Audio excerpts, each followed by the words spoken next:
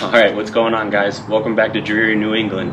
We're home. We've been home since Friday night, and it's kind of been this weather since. I haven't seen the sunshine in forever. I do miss the Florida weather, but I'm extremely happy to be home, get to see some friends and family, get to hang out with them, get going back on some of these projects, and just have a big garage again, which would be nice. I do want to give you guys a quick update on the 36, because I know you haven't seen it in a while. And then we'll go through the 40. That's actually been sitting here all winter, so I'd love to see if we can get it to fire. And then I'll give you a quick update on the 41. All right, thanks, guys. Cool, here we go. Before you guys get an update on the 36, I would love to hear which one of these bikes you like the most, which one fits your style the most. So leave me a comment, and I will reply.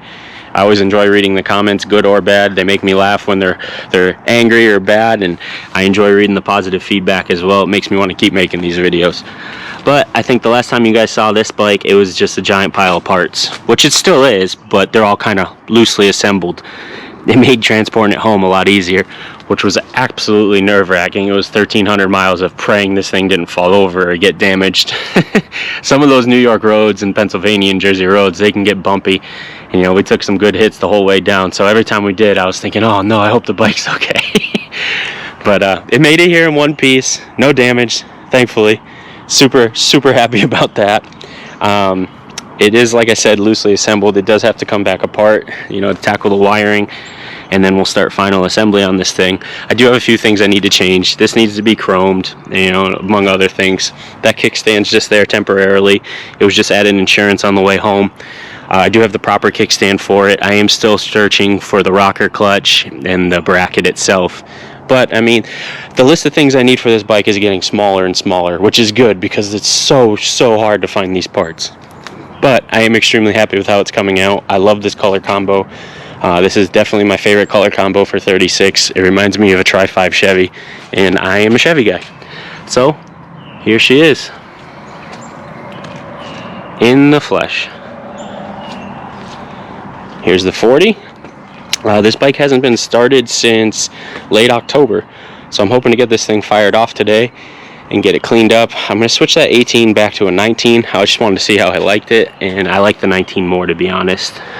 This bike and the black bike will actually be at La Espada at the end of the month. If you guys are there, come by, say hello to me, say hello to Blop, you know, let's shoot the shit and talk bike. 41, the bastard child.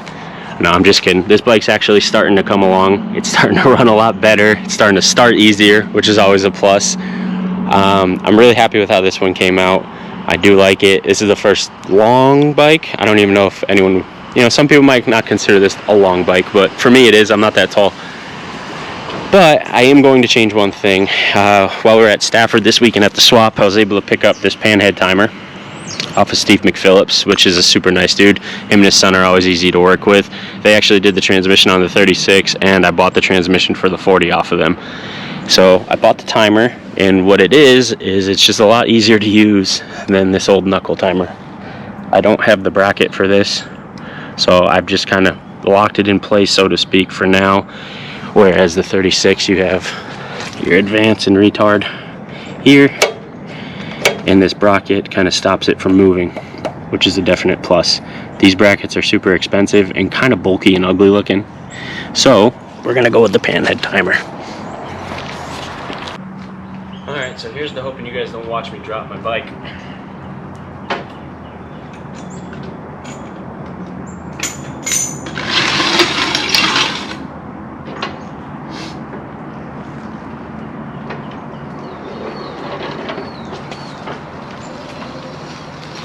So far, so good. Alright. Let's see how winter treated the old girl. Ignition off. Full choke. Fuel on.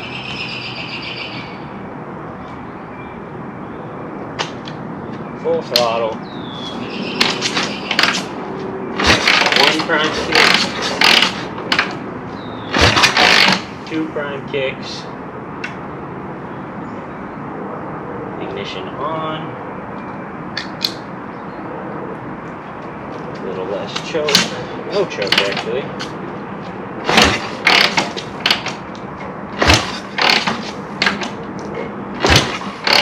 Oh, she's mad at me.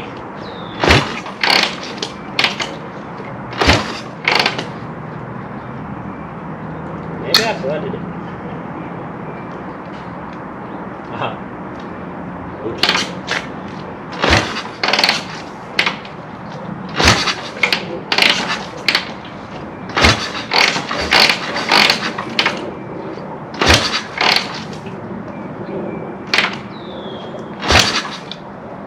I definitely flooded it. I can smell it. Pull off. Tight fit.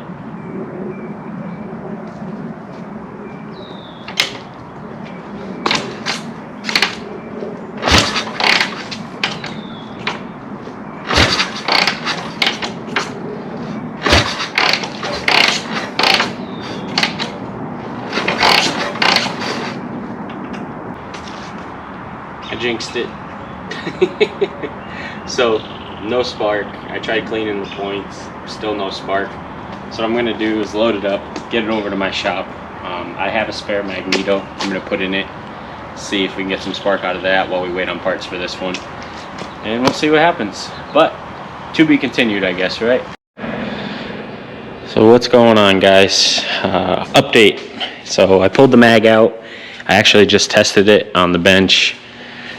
This is the bag that was in the bike. Zero spark. Not sure what happened because it did sound like it was coughing when I was first trying to start it. But no really time to mess with that right now. So this is my spare mag. So we'll test this, make sure it still has spark. I haven't used this in probably a year or so. So I just want to make sure before we put it in the bike. I don't know if you guys can see that, but we're getting really good spark. Even at low RPM. And at high RPM getting really.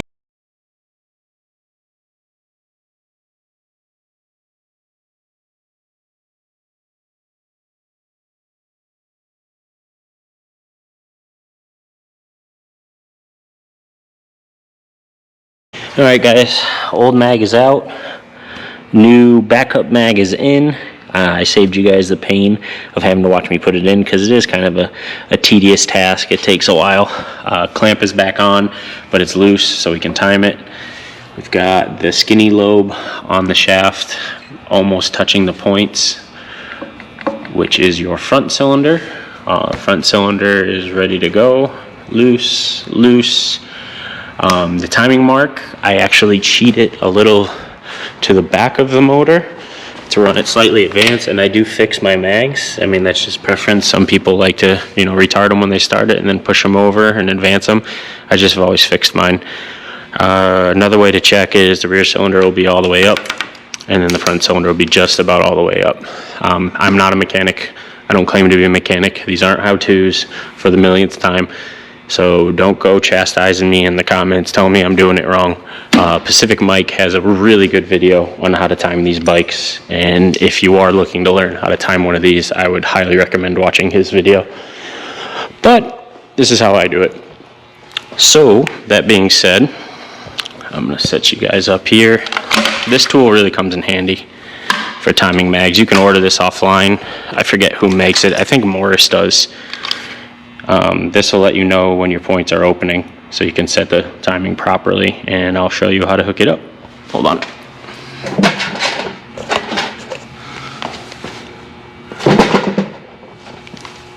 So you want one lead on your ground post, and then just ground the other leads anywhere. So you turn it on, and it'll beep when the points are open. So this also helps out. I have a little kill switch on the bike back here. So when I engage the kill switch, it's actually working. And when I disengage it, the points are live. So I usually set it to where it's just about opening. So just about when it's gonna beep.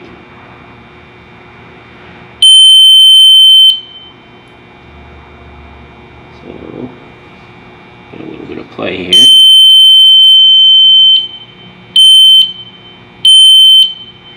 Say right about there should be the sweet spot.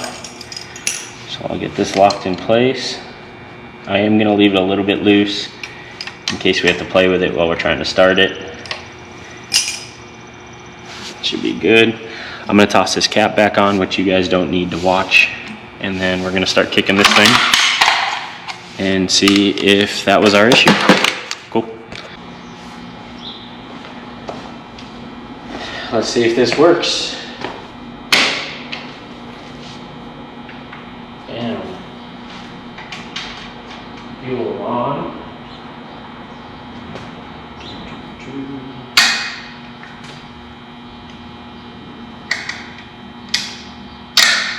Full choke, full throttle.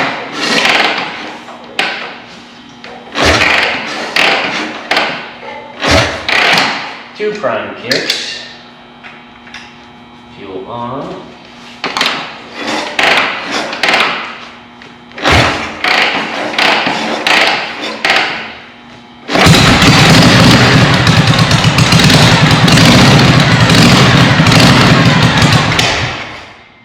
Well, we're getting somewhere.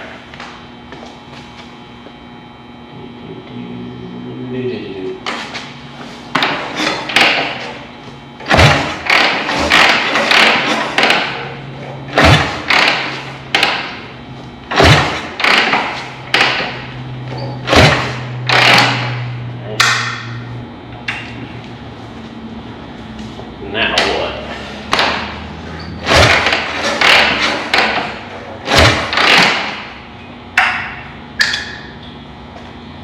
That's definitely flooded.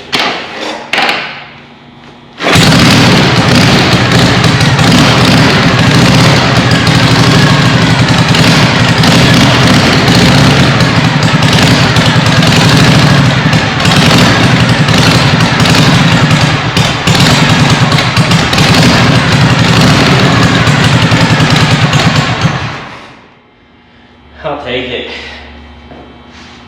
I gotta go register the FXR before the registry closes, and then we're heading to Carlisle to buy some cars, hopefully. But I'll take it. It runs again. We just need to tune it. Nothing like wet grips.